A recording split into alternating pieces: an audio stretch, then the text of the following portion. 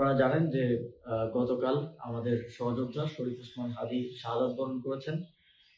পুরো বাংলাদেশের মানুষ আজ শোকাহত এবং তারা শরীফ ওসমান হাদীকে যারা হত্যা করেছে তাদের বিচার চায়।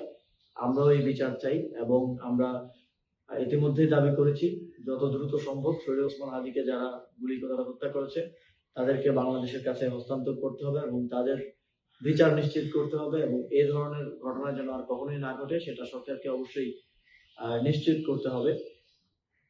একই সাথে আমরা দেখেছি আজ সারা দেশে মানুষ ওসমান হাদীর জন্য নেমে এসেছে। তবে এই ঘটনাকে কেন্দ্র করে বিভাজনকে উস্কে দেওয়ার জন্য এবং নানা ধরনের স্বার্থান্বেষী মহল আমরা দেখেছি যে গণমাধ্যম, ধর্মীয় প্রতিষ্ঠান এবং এই ঘটনার সাথে সম্পৃক্ত নয় এমন অনেক জায়গায় হামলা করেছে, অগ্নিসংযোগ করেছে।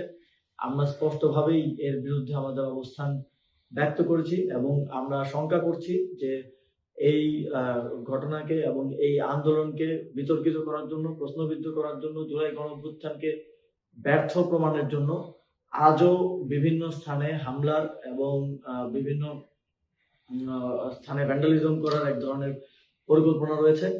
আমি বাংলাদেশের জনগণকে আহ্বান জানাতে চাই, আমাদের দেশের সম্পদ রক্ষা করার দায়িত্ব আমাদের এবং কোনো ধরনের সেন্সিটিভ প্রতিষ্ঠান, ধর্মীয় প্রতিষ্ঠান এবং সংবাদ মাধ্যম, ব্যবসায়িক প্রতিষ্ঠানের যেন কোনো ধরনের ক্ষতি না হয় সেটা নিশ্চিত করা আমাদের দায়িত্ব। আগামীকাল এ ধরনের সকল প্রতিষ্ঠানকে নিরাপত্তা দেওয়ার জন্য সবাই সতর্ক থাকবেন এবং অবশ্যই সতর্ক থাকবেন যেন আপনার আমার প্রতিবাদ মিছিল, ন্যায় বিচার চাওয়ার জন্য যে মিছিল, সেই মিছিলকে কেউ ভিন্ন দিকে ডাইভার্ট করতে না পারে, সেই মিছিল থেকে কেউ কোনো ধরনের অনাকাঙ্ক্ষিত পরিস্থিতি সৃষ্টি করতে না পারে।